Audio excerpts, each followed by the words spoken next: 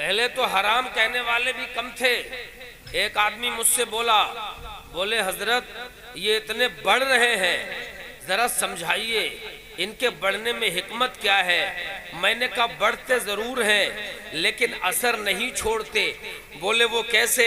मैंने कहा देखो रोजाना कितने बकरे कटते हैं, बकरों में कोई कमी नजर आती है? नहीं। जोर से बोलो। नहीं। और साल में कितने बच्चे भी आती है? 2, ज्यादा में ज्यादा बकरी के यहाँ, और कोई बहुत क्वालिटी की बकरी हो तो 3, वरना ज्यादातर एक ही बच्चा होता है और वो भी ज्यादातर बचपन में ही मर जाते हैं। बोलो बात सही है कि नहीं है? लेकिन रोज स्लैटर हाउस में भी कट रहे हैं, वलीमा में भी कट रहे हैं, अकीका में भी कट रहे हैं, और कुर्बानी के दिनों में तो देख लो हर तरफ बकरे ही बकरे नजर आ रहे हैं। और अगर वैसे बकरों की तादाद देखना हो, देवचरा तुम्हारे करीब ही है, जाके देख लो, ऐसा लगेगा कि पूरी दुनिया जैसे बकरे ही पालती हो। रोज कट भी रहे, दावतों में भी काटे जा रहे हैं, न्याजों में भी काटे जा रहे हैं, और साल में एक ही बच्चा पैदा हो रहा है, वो भी मर जाते हैं ज्यादातर। फिर ये बरकत नहीं है तो और क्या है? बकरे हैं कि कमी नजर ही नहीं आती। और एक वो है जो साल में 8, 9, 10, 12 जिसे कुतिया कहते हैं, बेशुमार अनकाउंट बच्चे पैदा करती है, और वो लोट पोट के बीमार हो के पिट कुट के भी जिंदा ही रहते हैं, बहुत कमी मरते हैं, मगर बरकत नजर नहीं आती। और कहीं काटे भी नहीं जाते हैं, कहीं नखासा भी नहीं लगता है, कहीं इनके ऊपर दावतें भी नहीं की जाती हैं। और जो इनसे भी बड़ा वाला है, समझ गए ना इशारा, वो कीचड़ में लोट पोट के इधर छलक कूदा उधर कूदा, समझे, लथपथ दिन भर कीचड़ में मगन रहता है, और जब वो बियाने पे आती है तो लाइन ही तो लगा देती है। कोई स्लैटर हाउस नहीं, कहीं आम दावतें नहीं, मगर उनके अंदर कोई बरकत नहीं। मेरे भाइयों, तो ये बढ़ रहे हैं, पैदा हो रहे हैं, घबराने की जरूरत नहीं है, इसलिए कि गौसे आजम का जिक्र अल्लाह का पसंदीदा जिक्र है, और जो अल्लाह को पसंद आ जाए वो दुनिया में भी आबाद रहता है, आखिरत में भी आबाद रहता है, और अकेला आबाद नहीं रहता, बल्कि जो जो उसके साथ जुड़ जाता है वो भी उसके सदक़े आबाद हो। नारे तकबीर, नारे रिसालत, नारे गौसियत, उलमाए अहले सुन्नत, शान खिताबत, सुभान अल्लाह, वाह वाह माशाअल्लाह वाह। अब हमें कह लेने दो, तू घटाए से किसी के न घटा है, जरा जोर से, न घटा है न घटे, जब बढ़ाए तुझे अल्लाह ताला तेरा, जब बढ़ाए तुझे अल्लाह ताला तेरा। अब एक बात मैंने अभी पूछा कमेटी वालों से, मैंने कहा यार मैं जहां भी जाता हूं लोग मेरी गुफ्तगू में संस्कृत अनिवार्य कर देते हैं, हजरत संस्कृत बोलना।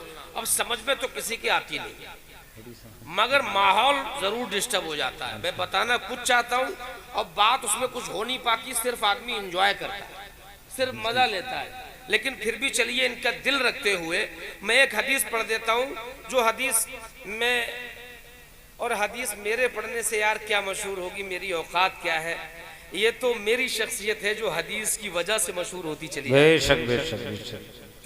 तो एक हदीस में पढ़ता हूँ, आइए चलिए उसको सुना देता हूँ, और उसके बाद आज मैं आपसे आपके जहन में उतरने वाली बात करता हूँ।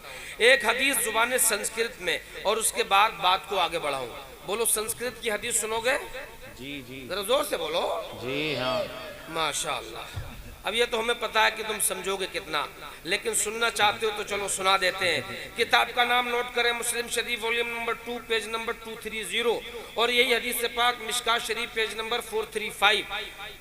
मफहूम हदीस, दादश्याम शुक्ल पक्ष माधवी मासी माधवम जातु ददृष्टु पुत्रम पितरो हिरिष्टमान स्वाहा शंबल ग्राम मुख्यस ब्राह्मणस महात्मना भवने विष्णु यश सकल की प्रादुर्भविष्यति ईश ईशाय मामहे शतम निष्कांद शिरजहा सर्वभक्षी उच्चालापी भविष्यति जनो मम। सुभान अल्लाह सुभान अल्लाह। जरा हदीस सुनाओ सुनाइए, भी। हदीस सुनाइए, सिर्फ सुभान सुनोगे? अल्लाह सुनाओ भी भाई, जरा बहुत जोर से बोलो। सुभान अल्लाह। अब यही हदीस कन्वर्ट कर दूं अंग्रेजी में, इसी हदीस को अंग्रेजी में सुनोगे? जी, किताब का नाम नोट करें, Muslim Sharif volume number 2 page number 230, narrated by Abu Hurairah. Rasulullah, peace be upon him, said, who is the poor? The companion said, the poor is one who has no money nor goods. Then Rasulullah, peace be upon him, said, the poor person from my ummah is one who will come on the day of judgment with prayer, salah, fasting and zakah. While he has abused this, has leveled with false change, has taken his will, has bloodshed of him and beaten him. So his blessing will be given to him, and when his blessing will vanish before giving him completely, his bad actions will be taken and will be put then on him, and finally he will be put on the hell. सुभान अल्लाह सुभान अल्लाह Loudly subhan Allah.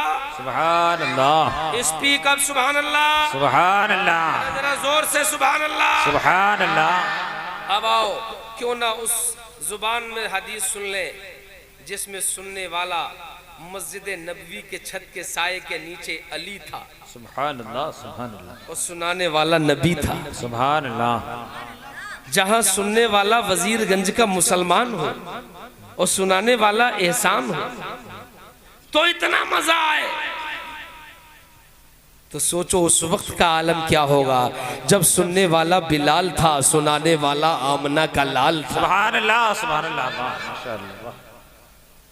अब आओ उसी original जुबान की तरफ चलता हूँ। नबी हुरैरा अन्ना रसूलुल्लाह सल्लल्लाहु तआला अलैहि वसल्लम क़ाला तदरूना मल मुफ़लिस क़ालुल मुफ़लिसु फ़ीना मन ला दिरहम लहु वला मता फ़क़ाला इन्नल मुफ़लिसा मिन उम्मती मन याती यौमल क़ियामा बिसलाति व सियाम व ज़कात व याती क़द शतम हाज़ा व क़ज़फ़ हाज़ा व अकल माल हाज़ा व सफ़क दम हाज़ा व ज़रब हाज़ा फ़युता हाज़ा मिन हसनातिही व हाज़ा मिन हसनाती फ़इन फ़नयत हसनातु क़ब्ल अन युक़दम अलैहि उख़िज़ मिन ख़तायाहुम फ़तुरिहत अलैहि सुम्मा तुरिह फ़िन्नार। सुभान अल्लाह सुभान अल्लाह।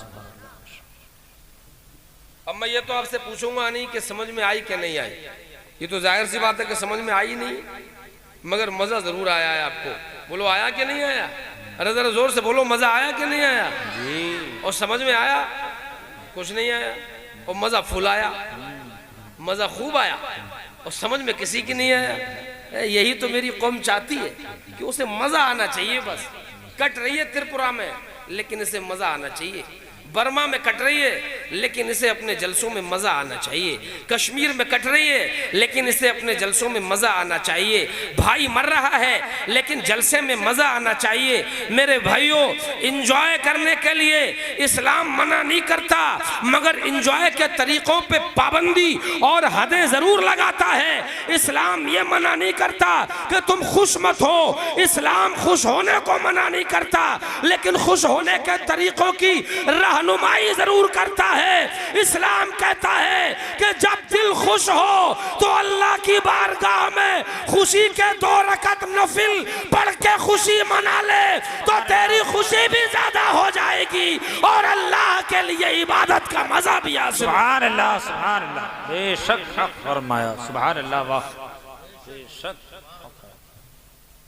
मगर हम उधर सोचें, हमारी फिक्र आजाद करे, हमारी माश की फिक्र हमें उधर सोचने दे, तब ना। हम तो बस अपने ख्याल में मगन हैं। मेरे भाइयों, हुजूर गौसे आजम के ताल्लुक से ये बज़्म है, तो बस मैं एक बात आप हजरात के गोश गुजार करूं, ताकि आने वाली गुफ्तगू बहुत सलीके के साथ सतह जहन पर नक्श हो सके। अब ज़रा तवज्जो को करीब कर लीजिए। एक बीमारी है जिसे सिलोदिक की बीमारी कहते हैं, जिसे इंग्लिश में ट्यूबरकुलोसिस कहते हैं, जिसको हम शॉर्ट में टीबी कहते हैं। इसके शुरुआती लक्षण क्या होते हैं? इसकी अलामात क्या होती हैं, इसकी तशखीस कहाँ से होती है, डायग्नोज कहाँ से होती है, तो आपको मैं बता दूं। और हो सकता है कि आपके अंदर भी कोई फिजिशियन बैठा हो, कोई डॉक्टर बैठा हो, तो वो मेरी बात पे गौर करे कि जब किसी को ट्यूबरकुलोसिस यानी टीबी यानी सिलोदिक की बीमारी होती है तो खांसी उठना शुरू होती है, और उसके बाद वो जाता है डॉक्टर के पास, पहुंचा, डॉक्टर साहब चेक करो, चेक हो गया, बोले क्या हुआ, बोले टीबी है, बोले डॉक्टर साहब इलाज करो, बोले ये लो दवाई, एक पुड़िया सुबह खाना, एक दोपहर खाना, एक शाम को खाना।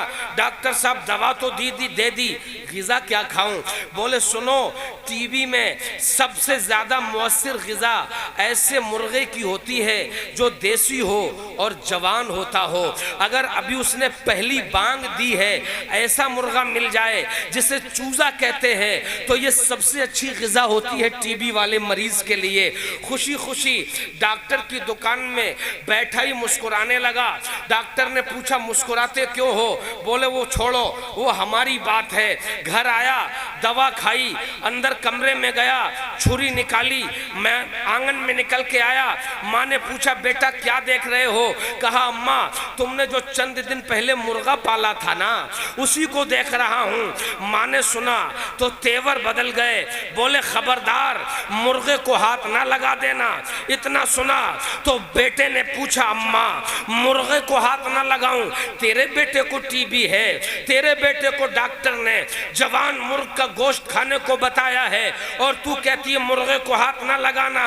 बोले 1000 रुपए का मिले मार्केट से ले आ, 2000 का मिले मार्केट से ले आ, मगर खबरदार जो इस मुर्गे की तरफ गलत नजर उठा के देखा भी। इतना कह रही थी माँ, बराबर वाले कमरे से बाप भी निकल के आ गया। बोले बेगम क्या हुआ, बोले समझाओ अपने लाडले को, मुर्गा काटना चाहता है।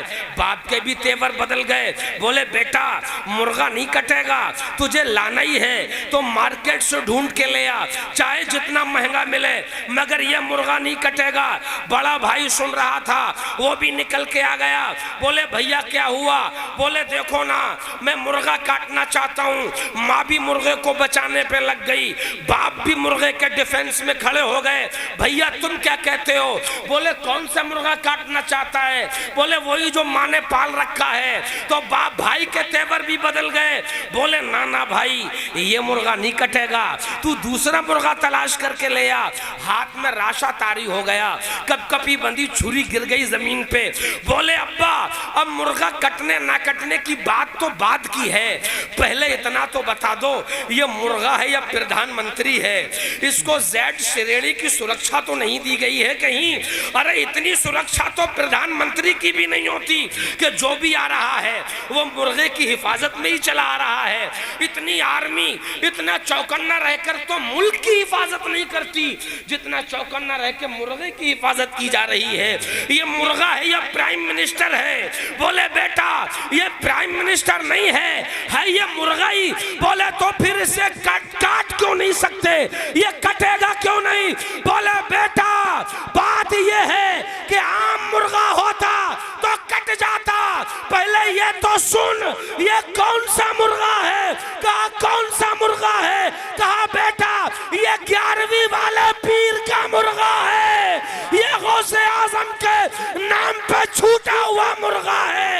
ये जब 11वीं आएगी गौसे आजम की नियाज दिलाई जाएगी, तभी इस मुर्गे के कुर्बान होने की बारी आएगी। नारे तकबीर, नारे रिसालत, नारे गौसियत, जश्न गौसुल वरा, मसलके आला हजरत।